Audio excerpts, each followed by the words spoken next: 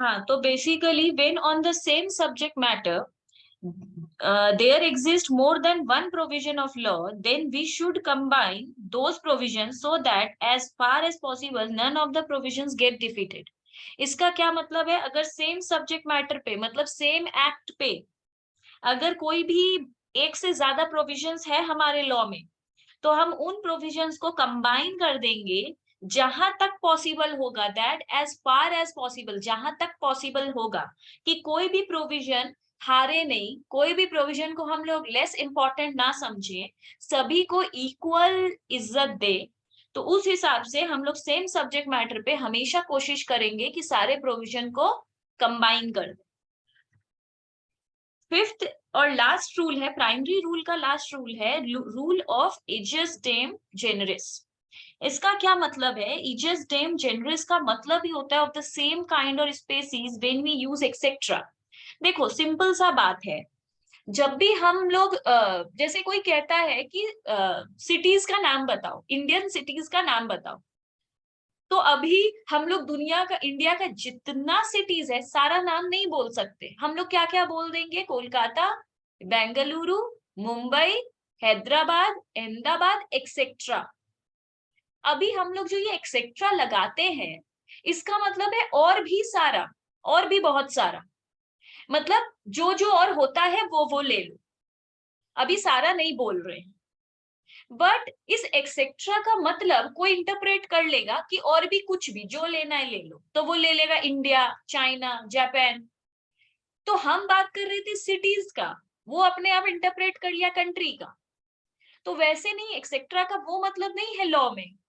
Law में etcetera का मतलब है उसी टाइप का, उसी काइंड का, उसी स्पेसीज का।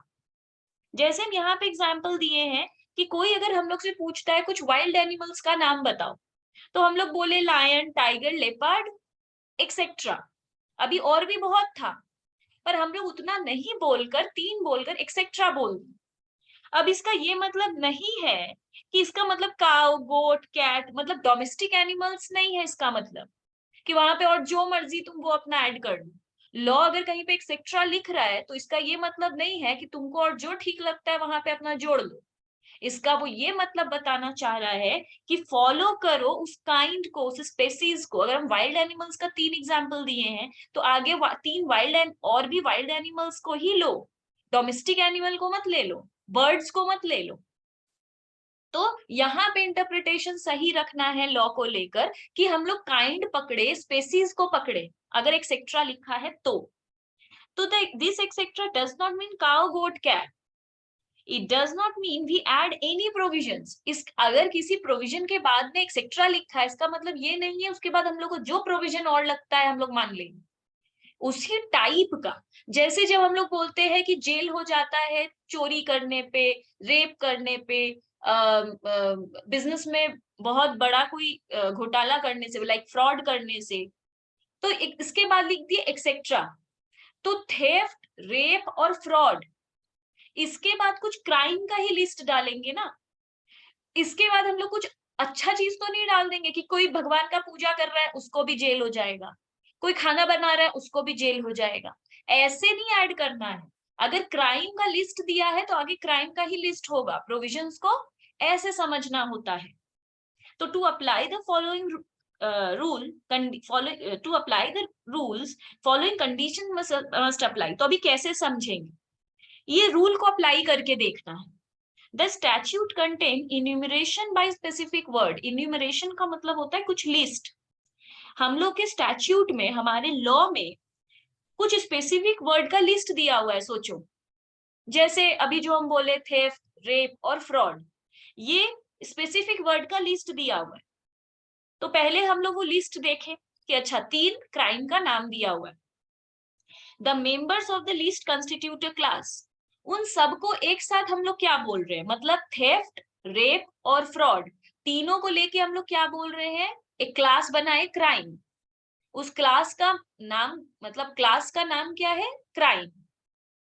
The class is not exhausted by the list.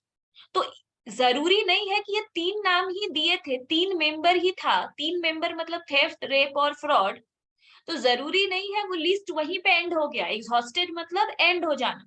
तो वो क्लास में सिर्फ 3, मतलब दुनिया में सिर्फ 3 ही क्राइम नहीं है, एक्सेट्रा लिखा होता, मतलब मर्डर भी है, असॉल्ट करना भी है, बहुत सारा है वहां पे। और तो अभी क्राइम वो लिस्ट एंड नहीं हो जाता है सिर्फ उस 3 वर्ड के क्लास को लेकर, क्योंकि हम सिर्फ 3 वर्ड मेंशन किए थे।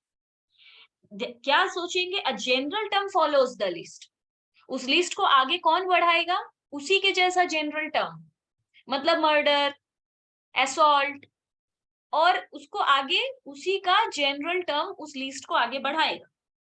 There is a distinct genus which comprises more than one species. तो यहाँ पर हम लोग को इसका मतलब क्या है, the general term will take its meaning from preceding specific word. जो हम पहले कुछ स्पेसिफिक वर्ड दिए हैं उसी को लेके आगे बढ़ाओ कि वो मीनिंगफुल लगे। And it cannot interpreted in a wider fashion to include anything and everything. Etcetera का मतलब नहीं है कुछ भी घुसा दो जो तुमको ठीक लगे। फ्लावर का नाम अगर दिया हुआ है तो फ्लावर ही आगे जोड़ना है, फ्रूट्स नहीं जोड़ना है, क्योंकि एक्सेट्रा लिखा हुआ था। तो आगे के वर्ड को, प्रीसीडिंग स्पेसिफिक वर्ड्स को हम लोग को फॉलो करना है। अब एक्सप्रेशियो, अब अच्छा प्राइमरी रूल अभी ओवर हो गया है, अभी हम लोग अदर रूल में घुस गए हैं।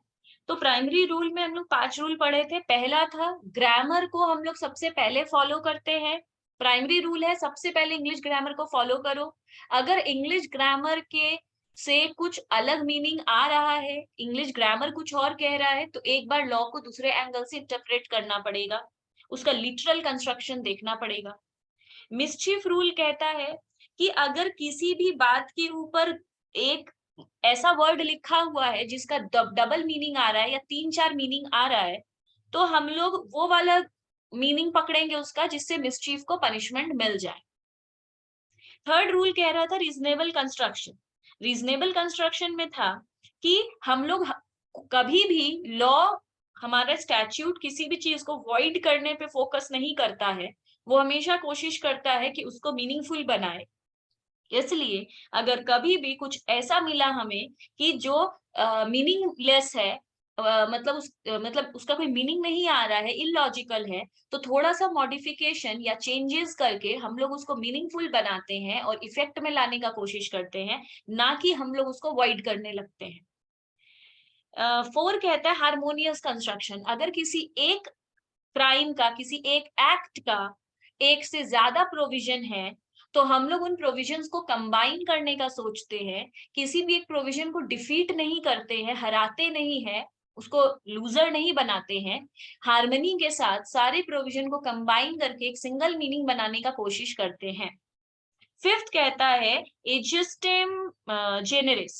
एजिस्टेम जेनेरिस क्या कहता है कि हर चीज का एक जेनस होता है। अगर लॉ में कहीं पे एक सेक्ट्रा वर्ड का यूज करता है तो उसका ये मीनिंग है कि उसी वर्ड को पकड़ के उसके आगे ले जाए, उसी स्पेसीज को या उसी काइंड को पकड़कर उसका आगे का मीनिंग समझे, ना कि कुछ और उसके जगह। एक्सेट्रा का मतलब कुछ भी नहीं होता है, एवरीथिंग नहीं होता है, एनीथिंग नहीं होता है। एक्सेट्रा का मतलब होता है शुरू में हम जो बात लिखे हैं उसी को पकड़कर आगे का वर्ड समझो। तो यहाँ पे ये 5 रूल खत्म होता है, जिससे क्वेश्चन आने का बहुत ज्यादा चांसेस है। फिर हम लोग शुरू करेंगे अदर रूल्स। अदर रूल्स के अंदर 4 रूल है। अभी पहला समझेंगे एक्सप्रीशियो, यूनिस, इस्ट, एक्सक्लूसियो, ऑल्टरिस।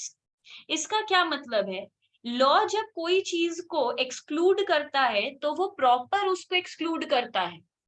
जैसे एक सिंपल सा बात है, अगर तुम लोग को 4 MCQ है, एक MCQ है, उसका 4 ऑप्शन है, अगर हम बोल रहे हैं ऑप्शन ए इज राइट, तो ये पूछने का जरूरत नहीं है कि BCD राइट नहीं है, ये पूछने का जरूरत ही नहीं है। जब हम बोल रहे हैं ए इज करेक्ट, तो BCD इज ऑब्वियसली इनकरेक्ट।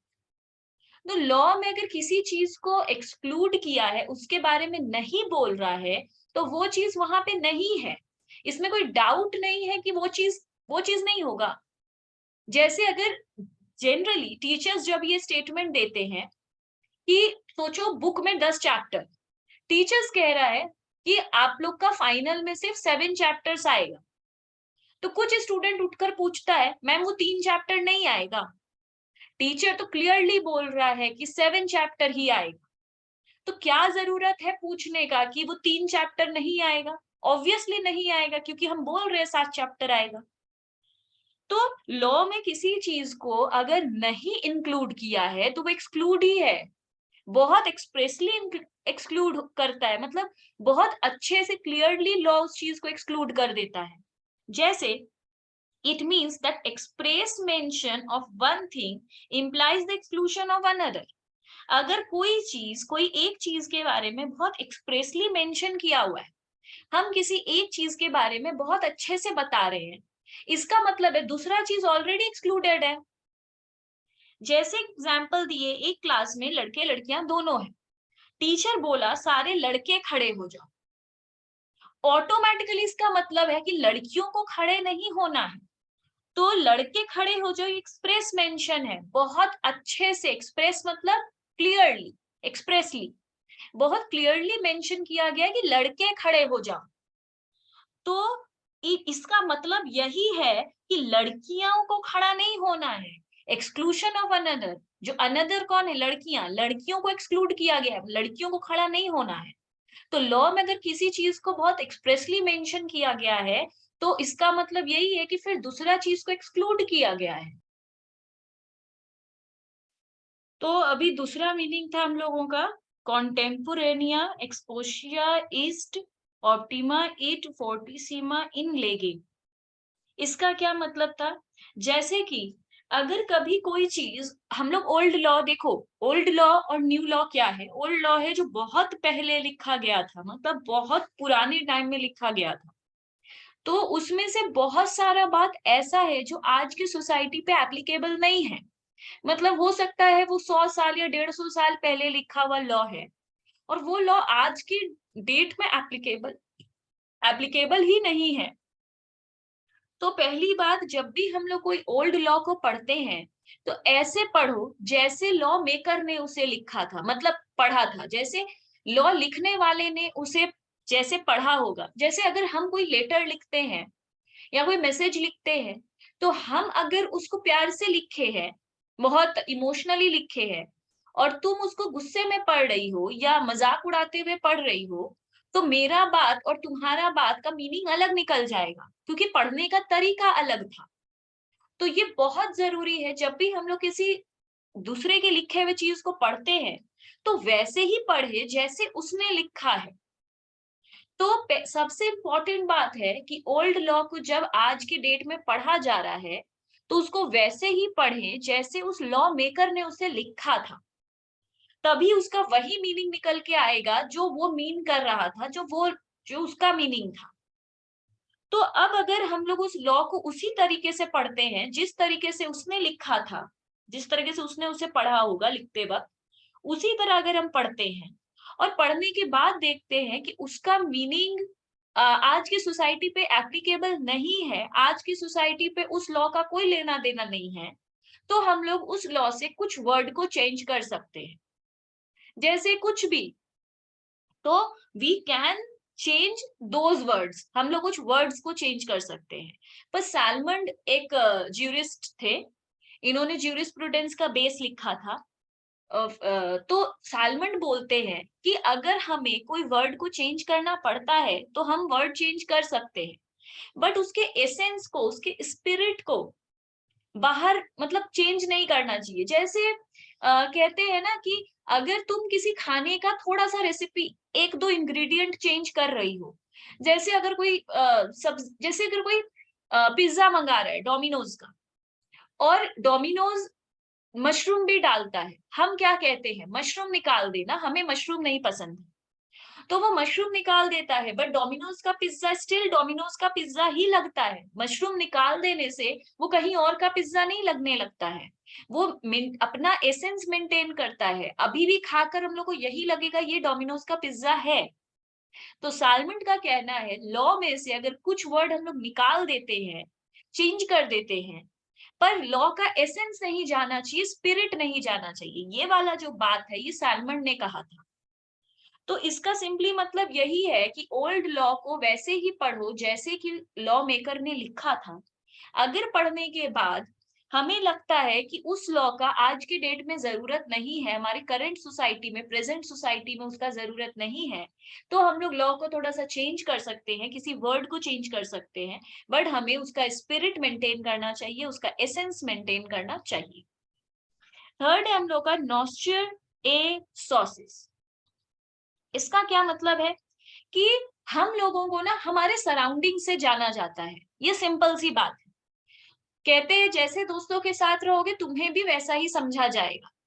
मतलब अगर हम बहुत पार्टी पार्टी करने वाले दोस्तों के साथ रहते हैं तो यही मानना जाएगा कि मैं भी पार्टी ही करती हूँ। अगर कोई किसी के ग्रुप में कोई पार्टी नहीं करता तो यही मानना जाएगा कि ये भी सिंपल होगा, ये भी पार्टी नहीं करता होगा। तो हमें हमारे दोस्तों से, हमारे सराउंडिंग से ही जाना जाता है। जैसे हमारे आसपास के लोग होते हैं, हम माना जाता है तुम भी वैसे ही हो। तो इसलिए इस वर्ड का अगर इंग्लिश में मीनिंग करें तो it is known by it's associates. किसी भी चीज को उसके एसोसिएट्स से जाना जाता है। एसोसिएट्स मतलब सराउंडिंग, मेरे फ्रेंड्स। तो ये रूल कब एप्लीकेबल नहीं है? अब ये बात क्यों बोला जा रहा है? जैसे हम लोग एक साथ वर्ड यूज करते हैं ना, हार्मनी, पीस, इंटीग्रेशन, इंटीग्रिटी, ये सारे वर्ड का बेसिकली सेम ही मीनिंग निकाल लिया जाता है। हार्मनी, पीस, इंटीग्रिटी, मतलब सबका मतलब हम लोग समझते हैं मिल के रहना। अगर बीच में कोई वर्ड का हम लोग को मतलब नहीं भी पता है, फिर भी हम लोग समझ लेते हैं इसका भी वही मतलब होगा, क्योंकि हार्मनी, पीस, इंटेग्रिटी, इसके बीच में एक और वर्ड आ गया है, तो हमें लगता है इसका मतलब ही यही होगा। जैसे अगर कोई लिखा है ब्यूटीफुल, वंडरफुल, प्रीटी और एक टफ वर्ड है बगल में, तो हमें क्या लगेगा? वो भी हमें अच्छा ही बोल रहा है। बोलेगा you are looking very beautiful, very pretty, very, एक और वर्ड है जो अभी हमें मतलब नहीं पता है, तो हम क्या मान लेंगे कि अगर सामने वाला मुझे very pretty, very beautiful, very ये बोल रहा है तो इसका मतलब भी कुछ अच्छा ही होगा, क्योंकि हम सराउंडिंग से उसका मतलब निकाल लेते हैं। बहुत बार हम लोग बुक रीड करते हैं, अच्छी अच्छी बात वो उसको बोल रहा है, ऐसा लाइन है, हम लोग उस वर्ड का मतलब नहीं भी जानते हैं, फिर भी अज्यूम कर लेते हैं इसका मतलब भी अच्छा ही होगा और आगे बढ़ जाते हैं। तो लॉ में भी ऐसा ही होता है। हम अगर पूरा बात नहीं भी समझ रहे हैं, फिर भी उसके आसपास के वर्ड को समझ रहे हैं, तो उसका मतलब भी वही निकाल लेते हैं। पर कब नहीं निकाल सकते, this rule will not apply, कब उसका मीनिंग वो नहीं निकाल सकते, when the context excluded that principle, जब वो जो वर्ड यूज हो रहा है वो उस प्रिंसिपल, मतलब उसका प्रिंसिपल को ही एक्सक्लूड कर दे रहा है। मतलब कॉन्टेक्स्ट बोलते हैं ना, कुछ ऐसा वर्ड है जो उसके कॉन्टेक्स्ट के साथ लिंक्ड अप ही नहीं हो रहा है, जब हम लोग बोलते हैं हाँ इसका मीनिंग यही होगा, बट अगर पूरा सेंटेंस पढ़ें तो वो बात फिट नहीं बैठ रहा है, तो इस केस में उसका कोई सेपरेट मीनिंग है, वो हमें अलग से जानना होगा, जब वो कॉन्टेक्स्ट प्रिंसिपल से मैच नहीं कर रहा है। प्रिंसिपल मतलब subject matter. Second, if sufficient reason can be assigned, then we will not take the same meaning like others. अगर एक अलग sufficient reason मिल रहा है हम लोगों को कि ये उसके जैसा नहीं है, मतलब हम लोगों को एक रीजन नजर आ रहा है, एक रीजन असाइन हो रहा है, अभी मिल रहा है कि ये सेम मीनिंग नहीं है उसके जैसा, तब हम लोग उसका वो मतलब नहीं समझेंगे। थर्ड है, it will cause injustice and absurdity. उस वर्ड को वहां पे जोड़ना बिल्कुल ही एब्सर्ड बता रहा है। जैसे बहुत बार जैसे प्रिटी ड्रेस भी होता है, प्रिटी यू भी होता है, प्रिटी इंसान भी होता है, पर प्रिटी बट जैसे हम लोग बोलते हैं ना पुअर गाय, पुअर गाय अगर वहां पे बोल रहे एक बहुत रिच लड़का है, बहुत रिच लड़का है, उसको हम लोग पुअर गाय बोल रहे हैं, इसका मतलब है बेचारा लड़का। पुअर यू मतलब यहाँ पुअर का मतलब है बेचारा। तो अगर उस रिच लड़के को हम बोल रहे पुअर गाय, तो ये एब्सर्ड मीनिंग देगा अगर तुम उसका मतलब समझोगी गरीब लड़का। हम उसको गरीब लड़का नहीं बोल रहे हैं, हम उसको बेचारा लड़का बोल रहे हैं, पुअर गाय। तो बहुत बार तुम जो समझ रहे हो और उसका जो रियल में मीनिंग है, दोनों मैच नहीं करे तो एब्सर्डिटी लगेगा। अगर एक रिच लड़के को हम गरीब लड़का वाला पुअर बोल रहे हैं, तो तुम ये समझ रही हो कि मैम उसको पुअर बोल रही है, गरीब बोल रही है, तो ये एब्सर्डिटी है। हम वहां पे पुअर का मतलब वो नहीं बोल रहे हैं। तो वो मीनिंग नहीं समझना है कभी कभी, ये ध्यान रखना है। Where the words are used in a different context. बहुत बार जैसे आजकल अब्यूजिव लैंग्वेज यूज करना बहुत कॉमन है। लोग गुस्से में भी गाली देते हैं और हंसी मजाक में भी गाली देते हैं अपने फ्रेंड्स को।